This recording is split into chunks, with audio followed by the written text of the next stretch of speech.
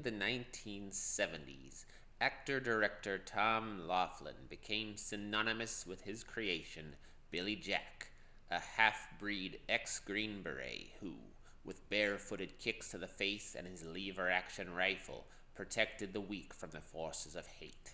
He was an outsider, an earnest crusader for justice, eternally torn between the ideals of pacifism and his violent, righteous fury in the face of corruption and bigotry. He masked a controlled rage behind a cool veneer that oscillated between frustration, politeness, and light-hearted jocularity. But when the situation called for it, he could drop the disguise in an instant and I just go berserk.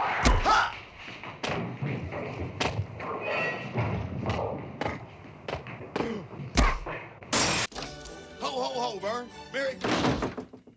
I thought you said this Vern was a friend of yours. Oh, Vern's just like that. He'll do anything for a laugh. Come on. In the 1980s and 90s, thespian Jim Varney became synonymous with his character, Ernest P. Worrell, or the Hey Vern guy, who started off as an annoying neighbor to an unseen Vern in television advertisements for many local businesses across the United States of America. Eventually, the character grew so popular that Varney took his rubber-faced versatility, slapstick humor, and catchphrase of "know what I mean" into the world of cinema. Here, Ernest became a working-class bumbling underdog who never gave up and who maintained his ideals despite being underestimated and ridiculed by those around him. What, I hear you asking me, do these two vastly different characters have to do with one another? I was a fan of both, I admit, during separate portions of my youth. I had not thought very much about Ernest in particular until recently. As part of rediscovering the character, I had listened to Ernest Goes to Podcast, specifically their episodes about Ernest analogs, characters that share certain traits or embody the same values as Ernest P. Worrell. In trying to brainstorm some myself, I stumbled upon Billy Jack, simply because he, like Ernest, stars in multiple movies with titles structured around his name, and, like Ernest, he is inextricably linked and identified with the actor who portrays him. This was barely anything, but as my mind continued to wander, more and more similarities, from the superficial to the profound, kept emerging, and now, having freshly watched all of the Billy Jack movies, even the nigh unwatchable epic The Trial of Billy Jack, I have come to recognize that Ernest P. Worrell and Billy Jack are, in fact, avatars of the same enigmatic deity, manifested in non-contiguous regions of a cinematic multiverse in order to reach the hearts and minds of disparate audiences. For example, myself at ages 10 and 14, respectively. Let us start by going through some of the more obvious similarities between these two characters. Each man stars as the protagonist in a series of movies, most of which have titles containing the man's name. The series feature some amount of genre hopping and have muddled continuities at best. Ernest is the protagonist in 9 films total, but I am only considering the so-called Big Four, produced under Touchstone Pictures. Ernest Goes to Camp, a youth-centric coming-of-age movie. Ernest Saves Christmas, a heartwarming holiday classic. Ernest Goes to Jail, a prison movie, so to speak. And Ernest Scared Stupid, a spooky horror picture. In each movie, Ernest lives in a different town and has a different occupation. He has different friends and different backstories. Some of the same actors play different roles. In the latter two films, he has the same dog, Rimshot. It might perhaps be theoretically possible for some or all of the films to occur in the same timeline, but it seems extraordinarily unlikely indeed. Billy Jack is the protagonist in 4 movies himself. The Born Losers, which is a biker exploitation movie. The eponymous Billy Jack, which is a karate love story. The Trial of Billy Jack, which is, I don't know, some sort of activist propaganda. And of course, Billy Jack Goes to Washington, a political drama, which is a remake of Mr. Smith Goes to Washington. Billy is the same character in each movie, but the settings and supporting casts are completely different between the first movie and the others without explanation. The Trial of Billy Jack picks up where Billy Jack ends, but it feels in subtle ways like an alternate universe. For example, certain characters from Billy Jack were clearly intended to reappear in Trial, but were lazily changed when the original actors did not return. The wealthy antagonist Posner is replaced with his brother with no discernible character differences. The sheriff from Billy Jack is said to resign, but then his replacement has the same last name. Billy Jack Goes to Washington is supposed to occur next, but it is very difficult to accept that the character, who is now essentially Jimmy Stewart's naive Mr. Smith, is the same person who has lived through the events of the previous movies, or to accept that the governor would ever choose to appoint him to be a senator. Mr. President, I have here a bill that I would like to introduce to the Senate. You may speak louder, Senator. 3.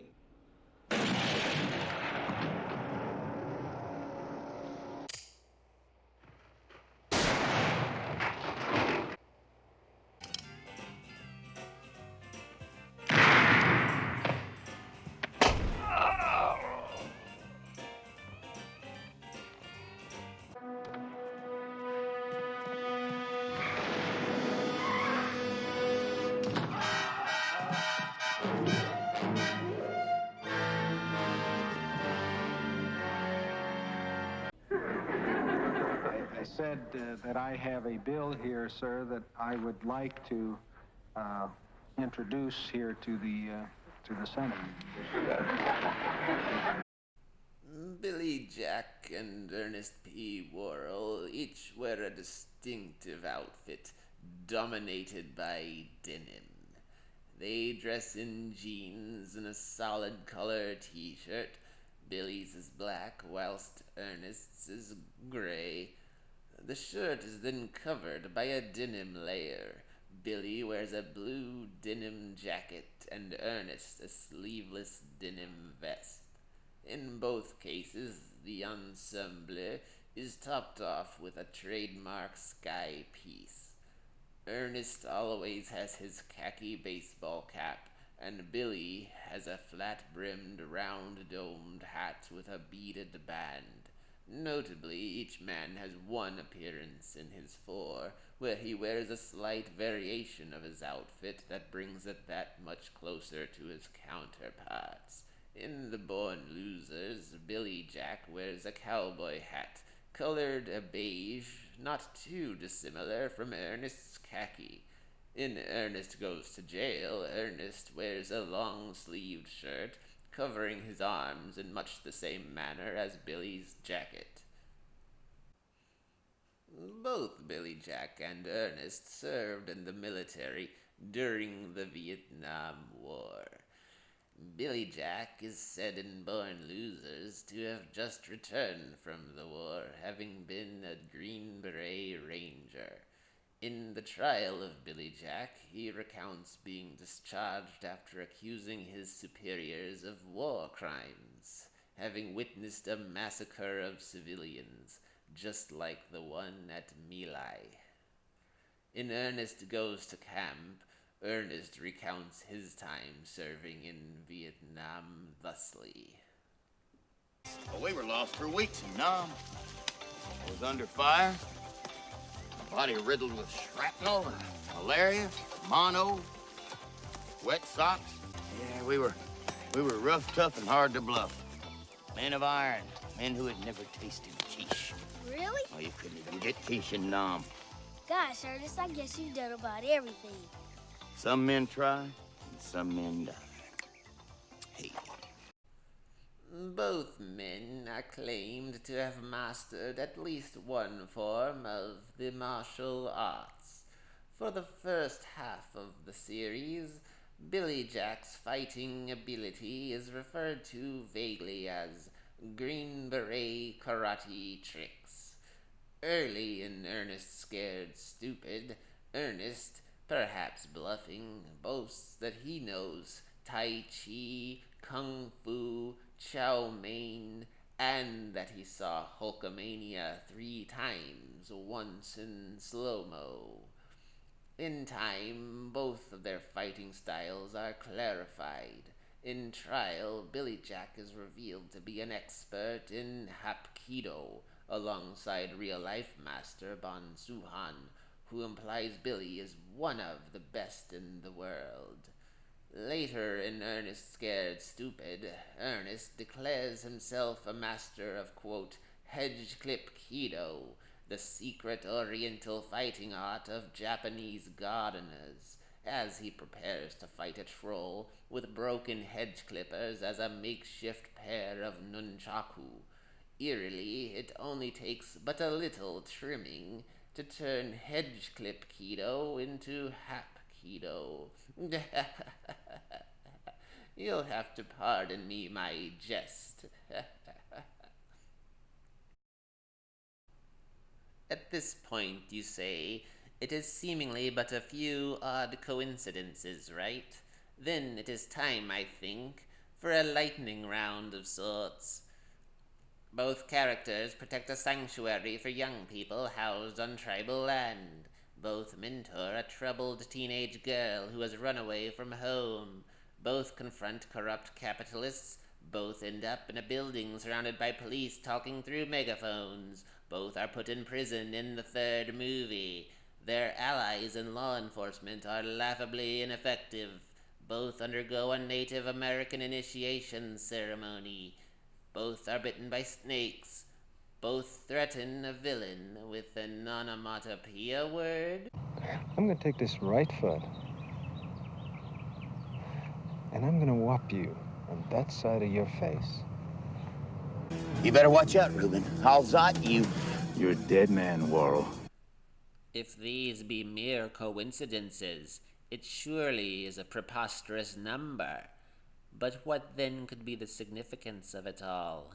Well, what if I posited to you that there is a precise one-to-one correspondence between the 4 Billy Jack films and the first 4 Ernest movies, based on not only surprising plot similarities, but also profound thematic synchronicity?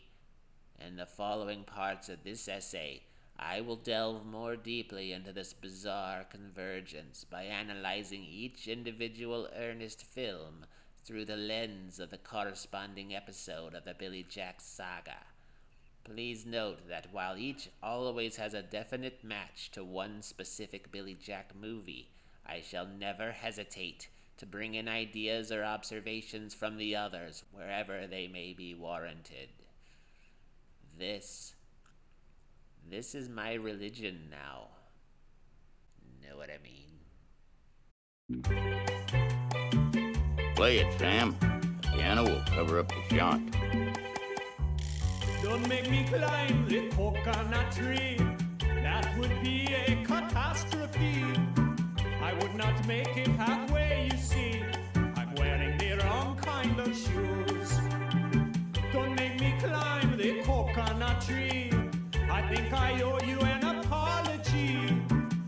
Ask anyone who grew up with me.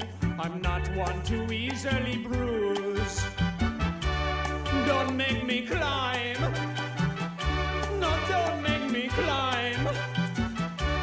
Don't make me climb. These aren't my tree climbing shoes. Hey man, if I'd known you were back, man, I wouldn't have worn my wingtips.